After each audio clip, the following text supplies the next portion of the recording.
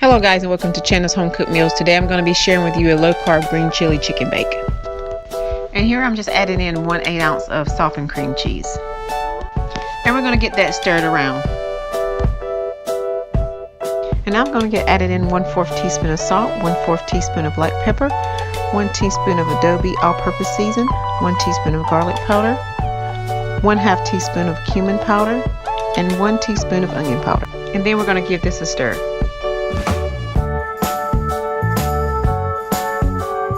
Next, we're going to add in 1 can of 4-ounce chopped green chilies, and we're going to give that a stir.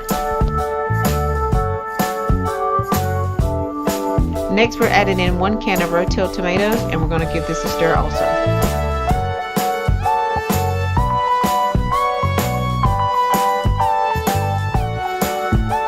And here I'm just going to add my chicken breast to my baking dish. I have 5 chicken breasts added to my baking dish, and then I'm going to get my salsa mixture spread on top of that.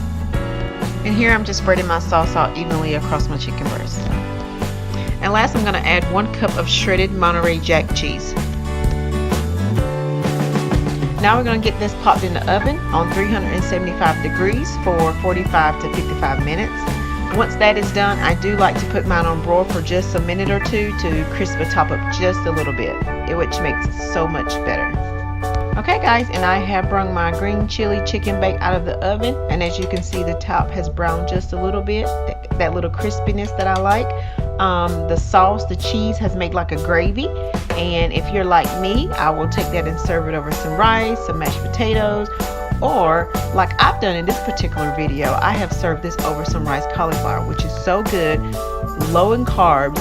If you are watching your carb intake, this is your go-to. Thanks for joining me, and don't forget to subscribe to my channel, share, like, and give me a thumbs up. I would really appreciate it. Have a blessed day, guys.